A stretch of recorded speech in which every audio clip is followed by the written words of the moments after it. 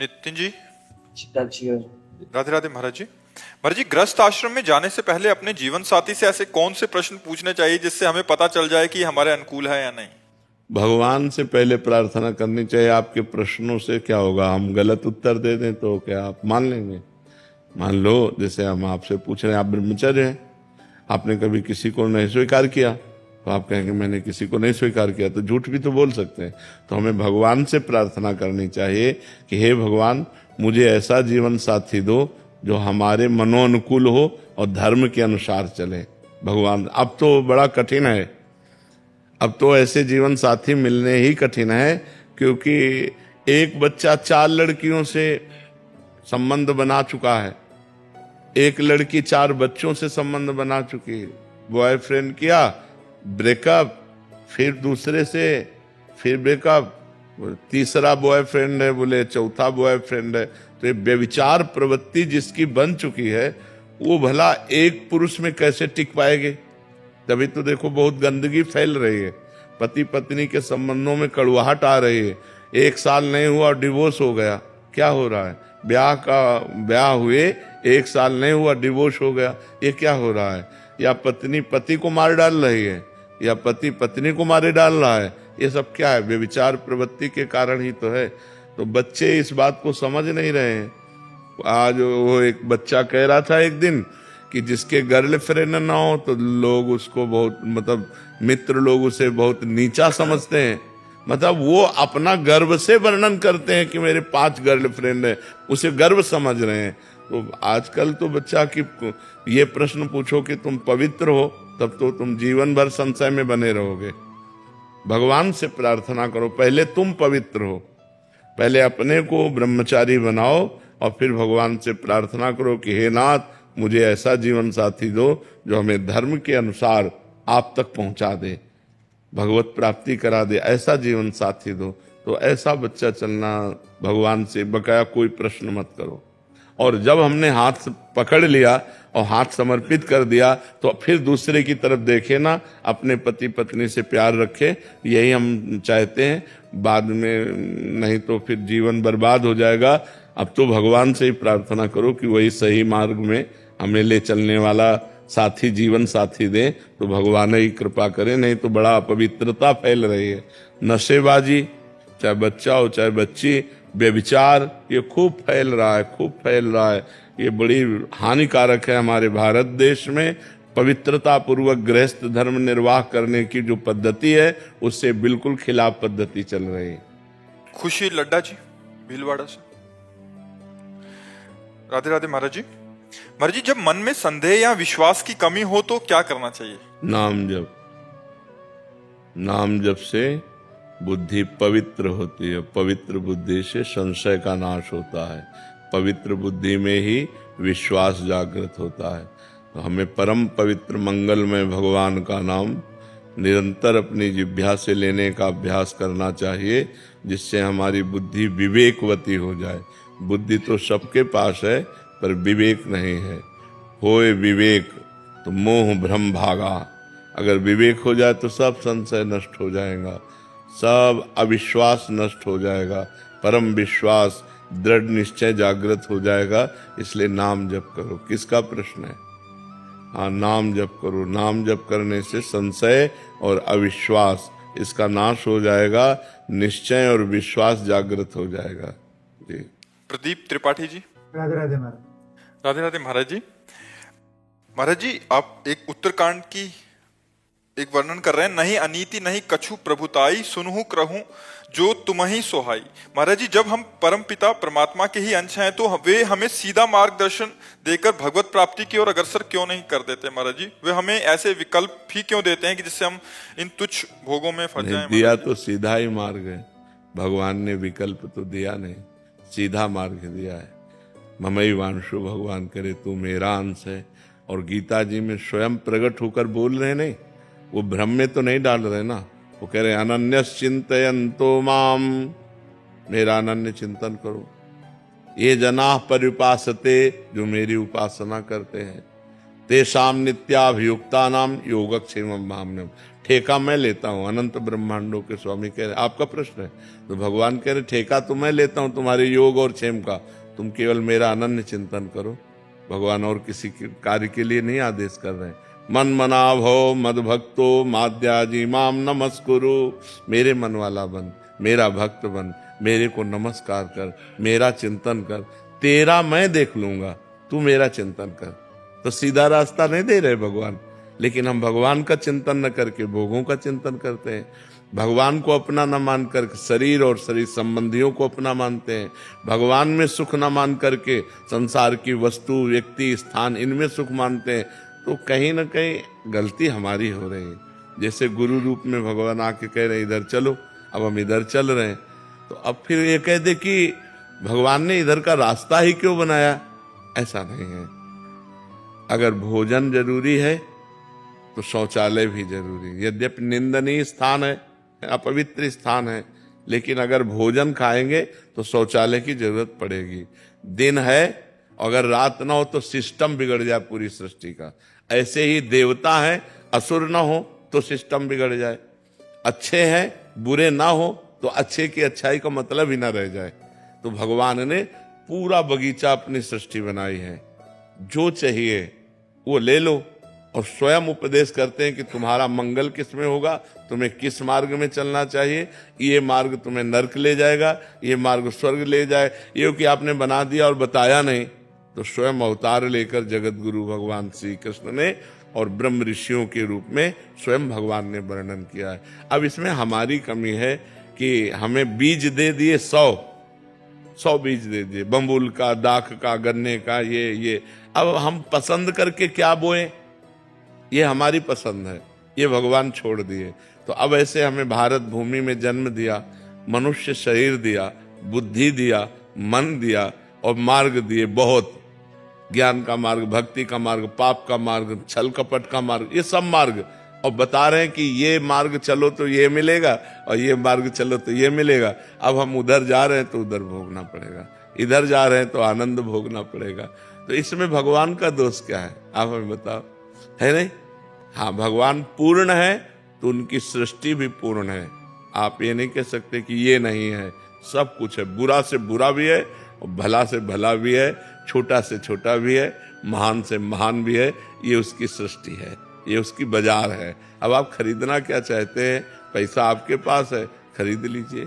श्वास रूपी संपत्ति है, बुद्धि रूपी आपको गाइड करने वाला है, और भगवान आपको आपकी बुद्धि को कहाँ ले जाना चाहिए ये भी बता रहे हैं। अब अपने को चल देना चाहिए। देखो, भगवान की कृपा से आप साधु समागम में आए, भगवान की तरफ से कोई कमी है क्या कृपा की?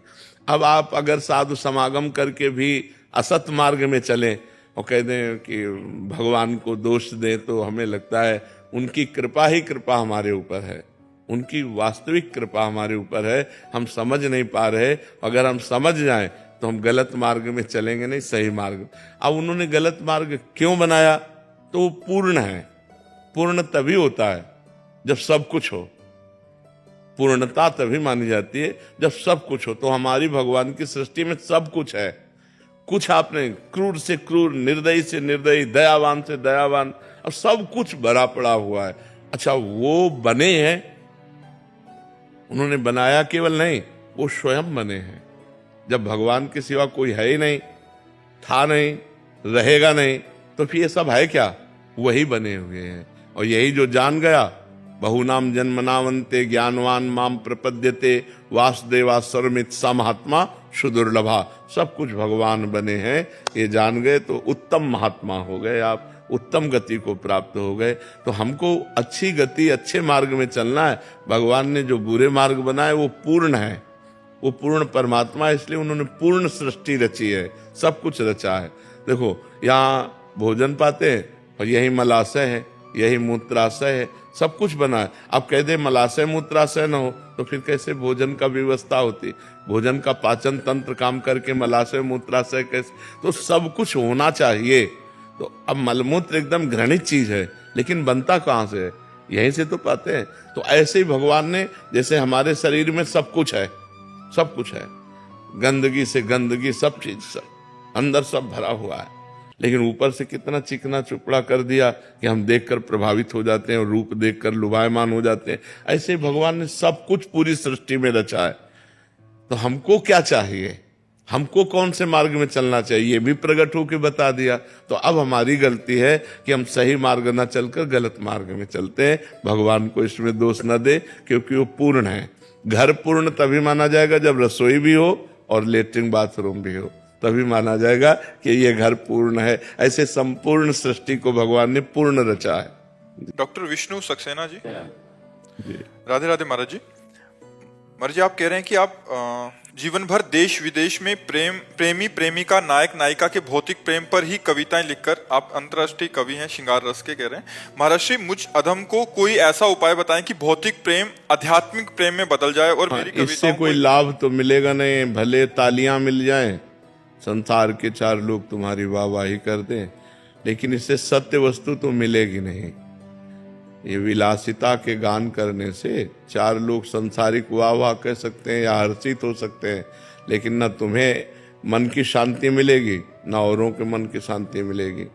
यदि प्रभु के चरित्र गाओ तो तव कथामृतम तप्त जीवनम कवि भिरीडितम कल्मषापहम श्रवण मंगलम श्री मुदाततम भूरि गृणन्ति ते भूरिदा जना। वो बड़े महामहिमा में दानी माने जाते हैं जो दूसरों को भगवान की चर्चा सुनाते हैं।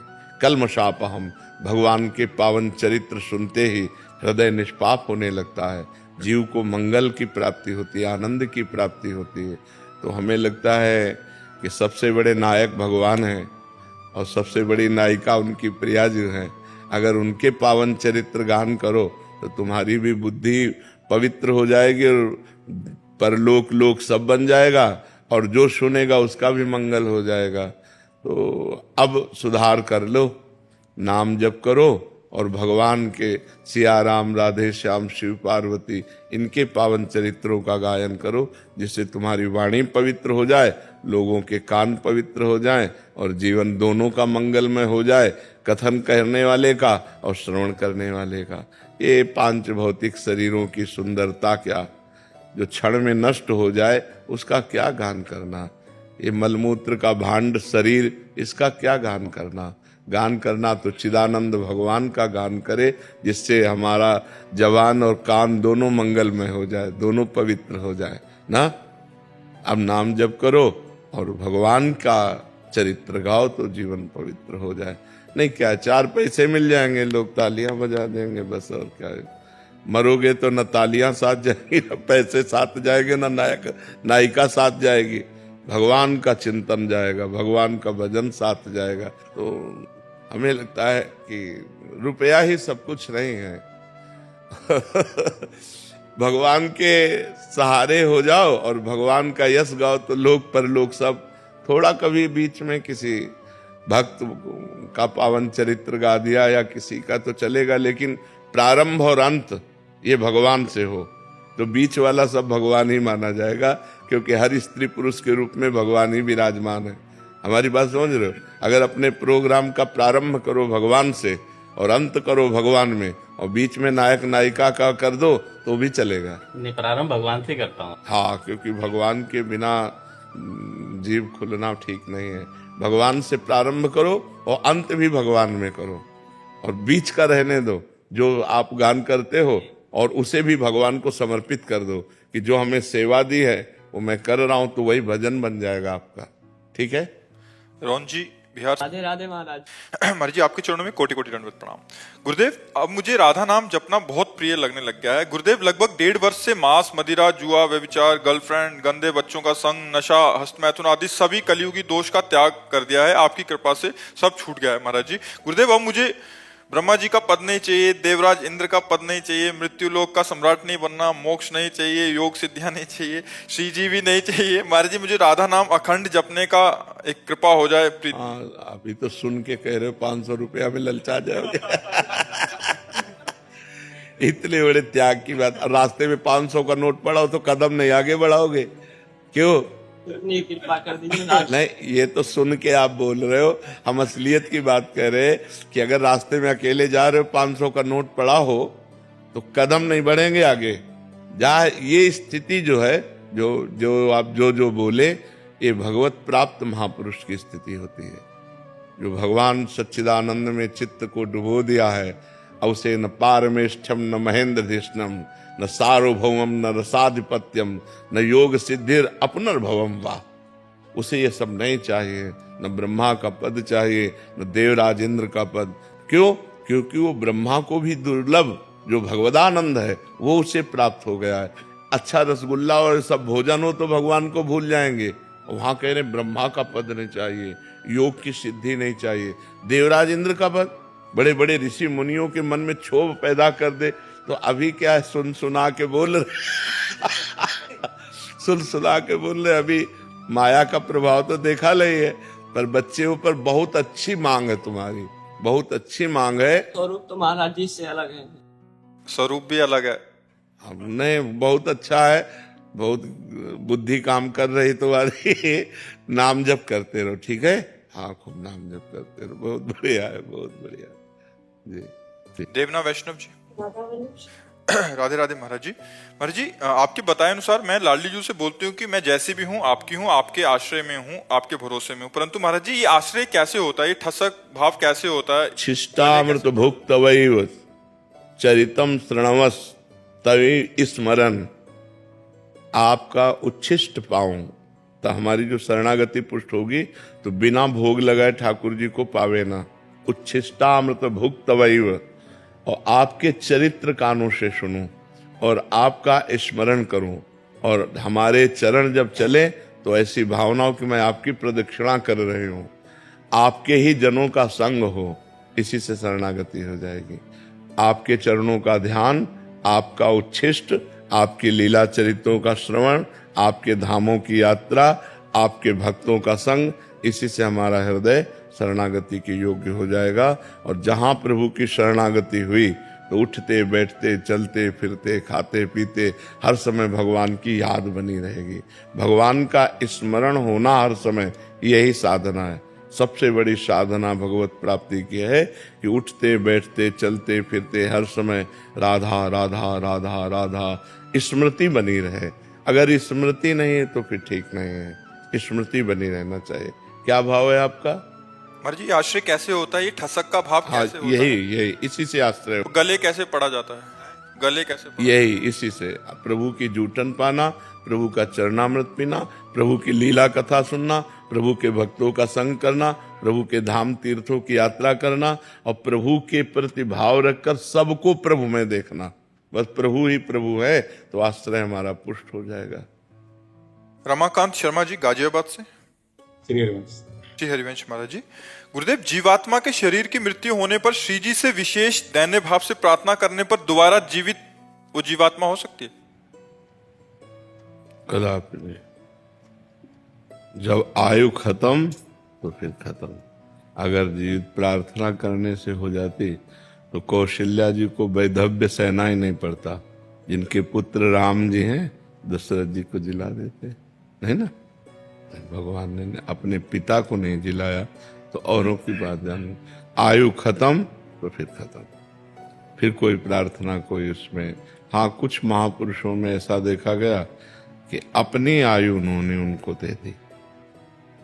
ऐसा देखा गया कि वो संकल्प किए और अपनी आयु का हिस्सा उनको दे दिया, तो उससे फिर उनकी आयु। लेकिन जितनी श्वासें जिस जीव की हैं उससे ज्यादा एक श्वास भी नहीं ले सकता।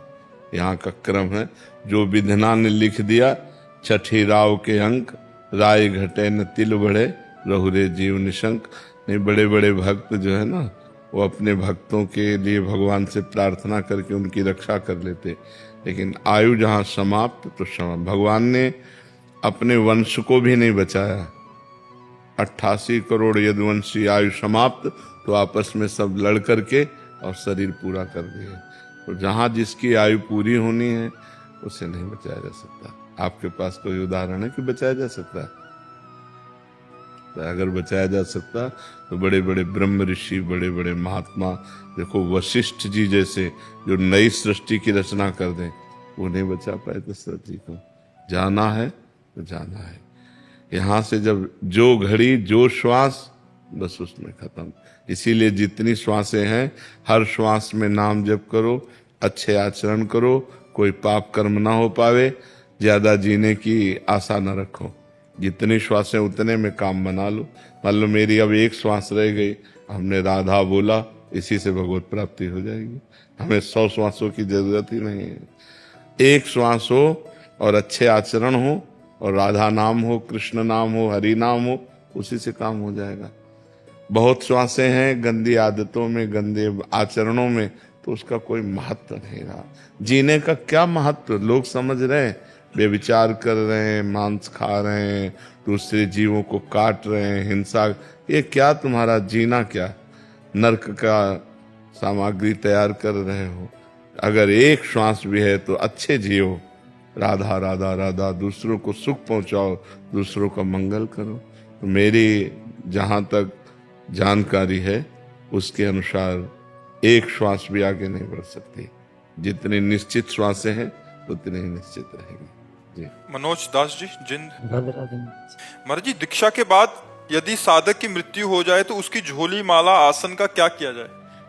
नदी में प्रवाह कर दे, यमुना गंगा आदि नदी में। जो उसके ठाकुर जी हैं, उसकी झोली माला है, उसको विसर्जित कर दी जाता है। जी। महाराज जी, घर में अगर ठाकुर जी की कोई सेवा करने वाला हो तो सेवा कर सकते ठाकुर सेवा कर सकता है, माला नहीं। माला को तो उसी के साथ विसर्जित कर, चरण पादुका?